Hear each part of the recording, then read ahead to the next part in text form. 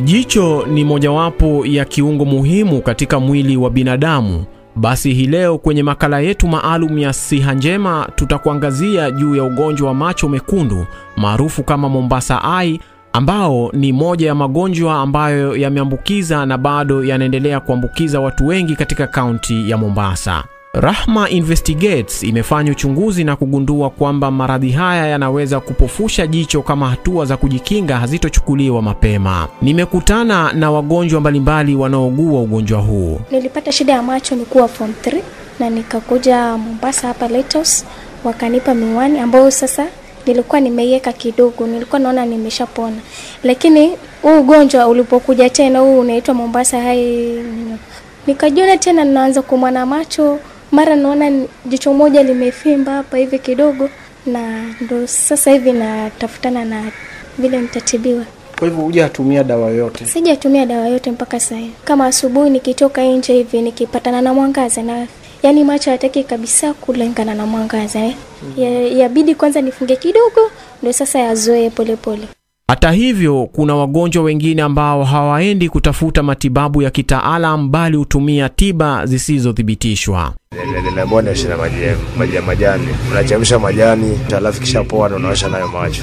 Ama ukienda ukaswim kwa baharini huko, swim tu mara moja tu na unafungua macho ukiwa ndani ya maji, after 2 days itakuwa umepona. Ni nini chanzo cha ugonjwa huu wa macho ambayo inajulikana kama Mombasa Eye? Ibrahim Atende ni daktari wa macho hapa Mombasa. Mombasa Eye hufanya chokuwa jekundu, kwa maana kwamba inaleta shida ama inafanya kudhuru ile sehemu nyeupe ya jicho. Chanzo cha Mombasa Eye ni kuambukizwa kwa viini vya aina ya virus. Na kwa sababu ile kwamba ni rahisi kuambukizana, mtu kumwambukiza mwenzake, inasambaa kwa haraka. Sababu mara unawashwa, unafikicha kichwa, ukishasugua ile jicho lako unamsalimia mwenzako. Kisha msalimia mwenzako na afanye nini? Akiwashwa kidogo anafikicha, ikawa ni kuambukizana mmoja moja kwa mwingine. Hivyo ikasambaa kwa haraka. Kuna baadhi ya wagonjwa ambao wao huenda kununua dawa bila idhini ya daktari mtaalam, bora iwe ni dawa ya macho kwao. Sikuenda, lakini mimi nilinunua dawa. Dawa ulinunua wapi? Dawa nilinunua kwa chemist. Nikatumia mada ya siku 5, kaona naendelea vizuri kidogo. Nimetoa macho ya wagonjwa wangapi? 2, 3 wanatishia kupoteza macho yao. Hao ni watu karibu 7 ambao macho yao kwenye hatarini ya kupoteza. Sababu gani? Walipewa dawa wakizani kwamba ni allergy. Tafadhali usi wakati wa kufanya namna ile. Hatari kubwa kwa macho yako ndio kwenda namna ile. Chukua ile dawa uweke kwenye macho yako, leo unasikia afadhali, kesho unaanza kusema kwamba hayaoni vizuri. Ukijamwona nakwambia pole, jicho limeshachelewa, aidha ni la kutolewa au hutowahi kuona tena. Daktari anatahadharisha kuhusu ununuzi wa dawa ya macho bila kumuona daktari. Ule mwenye duka ya pharmacy hakuelimishwa ama hakufunzwa jinsi ya kutibu macho. Yeye anajua kwamba daktari macho wakaendea kila mtu akiwa anaraja mwandikia dawa aina fulani. Sasa wewe ukienda pale unapewa dawa aina ile ambaye mwenzako alikujuzi na allergy akapewa. Yeye anakupa kwa hiari nzuri, lakini anatibu kisicho.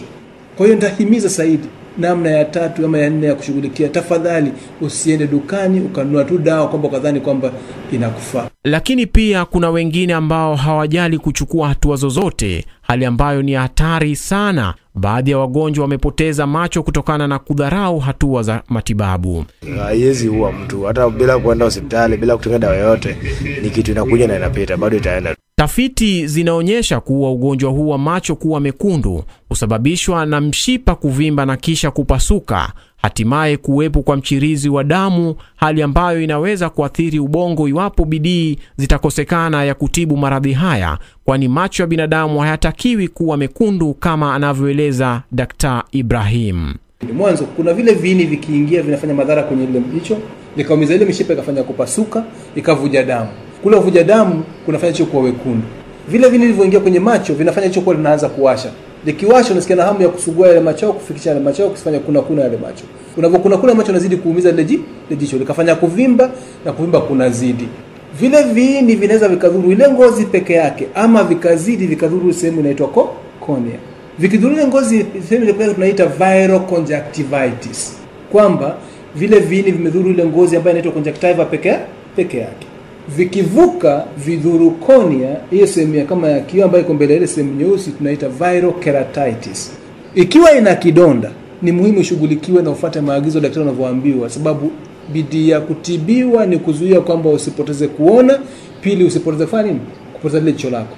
Sababu ikizidi pale unaleta infection kwenye macho, usaha ukaingia ndani, na ukienda na macho ukishasiusaa unaweza kuletea hatari ya meningitis. Sababu jicho ni sehemu moja ya bongo. Watu wengi wamekuwa na dhana kwamba ugonjwa huu huambukizwa tu msimu wa kiangazi, dhana ambayo Dr. Ibrahim anapuuzilia mbali. Na ile immunity haichagui msimu wa joto ama msimu wa mvua, msimu wa baridi, msimu wa ukavu.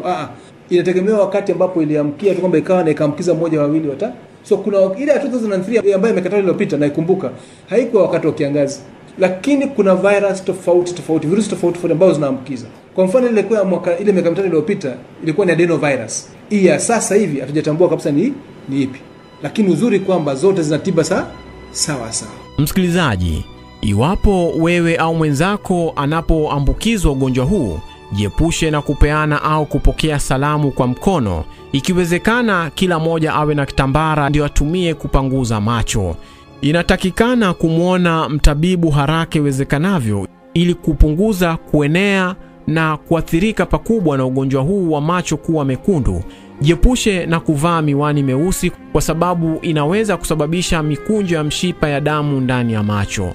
Chunga afya yako, chunga afya mwenzako. Nimekuwa mtayarishi na msimulizi wa makala haya. Jina langu ni Ibrahim Jaafar Ulum.